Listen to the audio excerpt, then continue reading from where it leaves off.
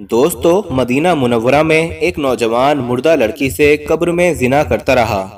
फिर कब्र से लड़की की आवाजें आने लगीं। ये सब क्या मामला था? आज की वीडियो में हम आपको तफसील के साथ बताएंगे, लेकिन इस दिल दहला देने वाले वाक़ये के बारे में सब जानने के लिए आपको हमारे साथ आखिर तक जुड़े रहना है। और वीडियो में आगे बढ़ने से पहले हम आपको ये भी बताना चाहते हैं कि हमारे पास बहुत सारे ईमेल्स और मैसेज आ रहे थे कि हमें शुगर की दवाई बताइए। तो अगर आपको शुगर की बीमारी है या धात की बीमारी है या मर्दाना ताकत से रिलेटेड कोई भी बीमारी है, तो हमारे पास इन सब बीमारियों की दवाई मौजूद है, जिससे आपकी बीमारी गारंटी से जड़ से ख़त्म हो जाएगी। आपको सिर्फ ये दवाई एक बार ही मंगानी होगी। एक बार से ही आपकी दवाई से आपकी जो बीमारी है वो जड़ से ख़त्म हो जाएगी इंशाल्लाह। हमारे जो आलिम हैं उन्होंने इस दवाई पर पढ़ाई की है, वसाइफ किए हैं। तो अगर आप दवाई मंगवाना चाहते हैं तो हम कुरियर से आपके पास दवाई भेज देंगे। दवाई के प्राइस भी ज़्यादा हाई नहीं है। दवाई मंगवाने के लिए आप स्क्रीन पर दिए गए नंबर पर व्हाट्सएप करके दवाई ऑर्डर कर सकते हैं, और ज़्यादा जानकारी के लिए आप व्हाट्सएप पर मैसेज करें। हजरत उमर रजी अल्लाह ताला अन्हु एक मर्तबा मस्जिद नबवी गए। उन्होंने एक नौजवान को देखा कि ज़ारो कतार रो रहा है। हजरत उमर रजी अल्लाह ताला अन्हु ने पूछा कि नौजवान, क्यों रो रहे हो? नौजवान ने कहा, मुझसे एक बहुत बड़ा गुनाह हो गया है। अब मुझे डर है कि मेरा गुनाह माफ होगा कि नहीं, मैं इसलिए रो रहा हूँ। हजरत उमर रजी अल्लाह ताला अन्हु ने फरमाया, कोई बात नहीं, मेरे साथ चलो, मैं नबी पाक सल्लल्लाहु ताला अलैहि वसल्लम की खिदमत में अर्ज करता हूँ। वो आपके लिए शिफात करेंगे और गुनाह माफ हो जाएगा। चुनाचे वो नौजवान नबी पाक सल्लल्लाहु ताला अलैहि वसल्लम की खिदमत में रोता हुआ आया। नबी पाक सल्लल्लाहु ताला अलैहि वसल्लम ने उसको रोता हुआ देखा तो पूछा, तुम क्यों रोते हो? तुम्हें क्या हुआ है? उसने अर्ज किया, मैं क्यों ना रोऊं, हालांकि मैंने ऐसे ऐसे गुनाह अंजाम दिए हैं कि अल्लाह उनकी वजह से मुझे जहन्नम में भेज सकता है। मैं तो ये मानता हूँ कि मुझे मेरे गुनाहों के बदले दर्दनाक अजाब दिया जाएगा और अल्लाह मुझे बिल्कुल माफ नहीं करेगा। नबी पाक सल्लल्लाहु ताला अलैहि वसल्लम ने फरमाया, क्या तुमने खुदा के साथ शिर्क किया है? उसने कहा, नहीं, मैं शिर्क से पनाह चाहता हूँ। नबी पाक सल्लल्लाहु ताला अलैहि वसल्लम ने फरमाया, क्या किसी नफा से मोहतरम का कत्ल किया है? उसने कहा, नहीं। आप सल्लल्लाहु अलैहि वसल्लम ने फरमाया, अल्लाह तुम्हारे गुनाहों को बख्श देगा, चाहे तुम्हारा गुनाह बड़े बड़े पहाड़ों के बराबर ही क्यों ना हो। उसने कहा कि मेरे गुनाह बड़े बड़े पहाड़ों से भी बड़े हैं। उस वक्त पैगंबर इस्लाम सल्लल्लाहु ताला अलैहि वसल्लम ने फरमाया, अल्लाह तेरे गुनाहों को जरूर बख्श देगा, चाहे वो सातों जमीन, दरिया, दरख्त और जमीन में दूसरी मौजूदात के बराबर ही क्यों ना हो। बेशक तेरे गुनाह काबिले बख्शीश हैं, चाहे आसमान, सितारों और अर्शो कुर्सी के बराबर ही क्यों ना हो।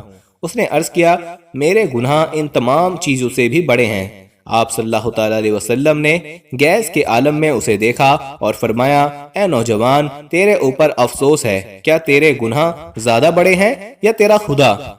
ये सुनकर वो नौजवान सजदे में गिर पड़ा और बोला, पाको पाकिज़ा है मेरा परवरदिगार, या रसूलल्लाह, इससे बुजुर्गी में तो कोई बड़ा नहीं है। मेरा खुदा तो हर अजीम से अजीम तर है। उस वक्त आप हजरत सल्लल्लाहु ताला अलैहि वसल्लम ने फरमाया, क्या बड़े गुनाहों को खुदा के अलावा भी कोई माफ कर सकता है? उस नौजवान ने कहा, नहीं या रसूल अल्लाह, कसम बाखुदा नहीं। इसके बाद वो खामोश हो गया। पैगंबर अकरम सल्लल्लाहु ताला अलैहि वसल्लम ने फरमाया, ए नौजवान, क्या तू मुझे अपने गुनाहों में से किसी एक गुनाह के बारे में बता सकता है? उसने कहा, क्यों नहीं, मगर मुझे आपसे हया आती है। आप सल्लल्लाहु ताला अलैहि वसल्लम के दोबारा पूछने पर उसने बताया कि मैं 7 साल से कब्रों को खोदकर मुर्दों को बाहर निकालता हूँ और उनका कफन चोरी कर लेता हूँ। कबीले की एक लड़की का इंतकाल हुआ। जब लोग उसको दफन करके वापस आ गए तो मैं रात में गया, उसको बाहर निकाला और उसका कफन निकाल लिया। उसको बिना कपड़ों के ऐसे ही नंगी कब्र में छोड़ दिया। जब मैं वापस लौट रहा था तो शैतान ने मुझे वर्गलाया और उसके लिए मेरी शहवत को उभारा। उस लड़की के बदन और खूबसूरती ने मुझे अपने जाल में फंसा लिया, यहाँ तक कि नफस गालिब आ गया और वापस लौटा और जो काम नहीं करना चाहिए था वो कर बैठा। उस वक्त गोया मैंने कब्र से उस लड़की की आवाज़ सुनी कि ए जवान, क़यामत के दिन अल्लाह की तरफ से तुझ पर वाय हो, जिस दिन मुझे और तुझे अल्लाह की बारगाह में पेश किया जाएगा। हाय, तूने मुझे मुर्दों के दरमियान नंगा कर दिया है। مجھے قبر سے نکالا اور میرا کفن لے چلا اور مجھے جنابت کی حالت میں چھوڑ دیا۔ میں اسی حالت میں قیامت کے دن حاضر کی جاؤں گی۔ وائے ہو تجھ پر جہنم کی آگ۔ یہ سن کر پیغمبر اکرم صلی اللہ تعالیٰ علیہ وسلم نے بلند آواز میں پکارا، اے فاسق، یہاں سے دور چلا جا، تو جہنم کی آگ سے کتنا نزدیک ہے، یہاں سے چلا جا۔ وہ شخص مسجد سے باہر نکلا اور شہر سے باہر پہاڑوں کی طرف چل دیا۔ اپنے دونوں ہاتھوں کو اپنی گردن سے باندھے ہوئے تھا اور پکارتا جاتا تھا، اے اللہ، یہ تیرا بندہ ہے، ہاتھ باندھے تیری بارگاہ میں حاضر ہے۔ پالنے والے، تو مجھے جانتا ہے، میرے گناہوں کو بھی جانتا ہے۔ میں آج تیرے پشیمان بندوں کے قافلے میں ہوں۔ توبہ کے لیے تیرے پیغمبر کے پاس گیا تھا، لیکن انہوں نے مجھے دور کر دیا ہے۔ پالنے والے، تجھے تیری عزت و جلال اور سلطنت کا واسطہ کہ مجھے نا امید نہ کرنا۔ اے میرے مولا، میری دعا کو رد نہ کرنا اور اپنی رحمت سے مایوس نہ کرنا۔ وہ 40 دن تک دعا کرتا رہا اور گڑ گڑاتا رہا اور کہتا رہا کہ اگر میری دعا قبول نہ ہوئی اور میرے گناہ بخشے نہ گئے اور تیرا ارادہ مجھ پر عذاب کرنے کا ہو تو مجھ پر آگ نازل فرما تاکہ میں جل جاؤں، یا کسی دوسری عقوبت میں مبتلا کر دے تاکہ میں ہلاک ہو جاؤں۔ بہرحال قیامت کی ذلت اور رسوائی سے مجھے نجات دے دے۔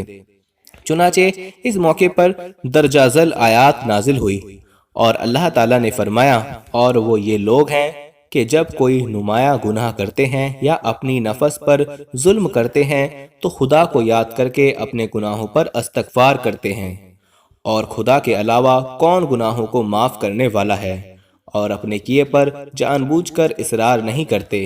یہی وہ لوگ ہیں جن کی جزا مغفرت ہے، اور وہ جنت ہے جس کے نیچے نہریں جاری ہیں، وہ ہمیشہ اسی میں رہنے والے ہیں، اور عمل کرنے کی یہ جزا بہترین جزا ہے۔ پھر آپ صلی اللہ تعالیٰ علیہ وسلم کو یہ پیغام بھیجا گیا کہ اللہ تعالیٰ فرماتے ہیں کہ میں اپنے بندے کی توبہ قبول کر چکا ہوں، آپ بھی اس پر نگاہ شفقت فرمائیے۔ پھر حضور صلی اللہ تعالیٰ علیہ وسلم نے اس نوجوان کو بلا کر اس کی توبہ قبول ہونے کی بشارت سنائی۔ دوستو، اسی طرح کا ایک اور واقعہ ہم آپ کو سناتے ہیں۔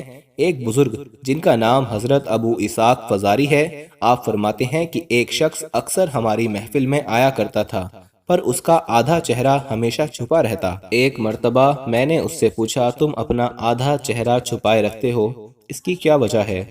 مجھے اس راز سے آگاہ کرو۔ اس نے کہا، اگر آپ امان عطا فرمائیں تو میں اپنا معاملہ بتاتا ہوں۔ میں نے کہا، بتاؤ، اصل معاملہ کیا ہے؟ اجازت ملنے پر اس نے اپنی داستان اس طرح سنائی کہ میں کفن چور تھا، میں نے کئی قبروں سے کفن چرائے، جب بھی کسی نئی قبر کے بارے میں معلوم ہوتا تو میں فوراً وہاں پہنچ کر کفن چرا لاتا۔ ایک مرتبہ ایک عورت کا انتقال ہوا، جب اسے دفنا دیا گیا تو میں رات کو قبرستان پہنچا اور قبر کھودنا شروع کی۔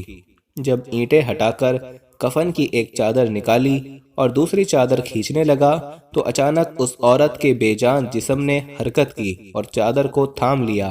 میں نے کہا، تمہارا کیا خیال ہے کہ تم مجھ پر غالب آ جاؤ گی؟ ایسا ہرگز نہیں ہو سکتا۔ یہ کہہ کر میں گھٹنوں کے بل بیٹھ گیا اور پورے زور سے کفن کھینچنے لگا۔ مری ہوئی عورت نے ایک زوردار تھپڑ میرے چہرے پر مارا۔ درد کی شدت سے میں بے قرار ہو گیا اور میرے چہرے پر بہت زیادہ جلن ہونے لگی۔ یہ کہہ کر اس کفن چور نے اپنے چہرے سے کپڑا ہٹایا تو اس کے گال پر انگلیوں کے نشان بالکل واضح تھے۔ میں نے کہا، اچھا پھر کیا ہوا؟ کہا، پھر میں نے چادر واپس اس عورت پر ڈال دی اور جلدی جلدی قبر پر مٹی ڈال کر برابر کر دیا، اور پختہ ارادہ کیا کہ جب تک زندہ رہوں گا کبھی بھی کفن نہیں چراؤں گا۔ اللہ میرے سارے گناہوں کو معاف فرمائے اور مجھے توبہ پر استقامت عطا فرمائے۔ حضرت ابو اسحاق فزاری فرماتے ہیں کہ اس کفن چور کا سارا واقعہ لکھ کر میں نے حضرت امام اوزی کی طرف روانہ کیا۔ انہوں نے یہ جواب لکھ کر بھیجا، تیرا بھلا ہو، اس سے پوچھ جو مسلمان قبلے کی طرف رخ کر کے دفنائے گئے، کیا سب کے چہرے قبلے کی طرف ہی تھے یا قبلہ سے پھر چکے تھے؟ میں نے کفن چور سے جب یہ سوال کیا تو اس نے کہا، میں نے جن لوگوں کے کفن چرائے ان میں سے اکثر کے چہرے قبلے سے پھر چکے تھے۔ حضرت فرماتے ہیں، میں نے یہ بات لکھ کر امام اوزی کی خدمت میں بھیجی تو انہوں نے جواب میں یہ تحریر بھجوائی، جن لوگوں کے چہرے قبلے سے پھر چکے تھے ان کا خاتمہ سنت پر نہیں ہوا۔ اللہ ہمیں اپنے حفظ و ایمان میں رکھے، ہمارا خاتمہ آپ صلی اللہ تعالیٰ علیہ وسلم کی سنت پر فرمائے، ہمیں مرتے وقت کلمہ نصیب فرمائے اور ہمیں گناہوں سے بچائے رکھے، آمین ثم آمین۔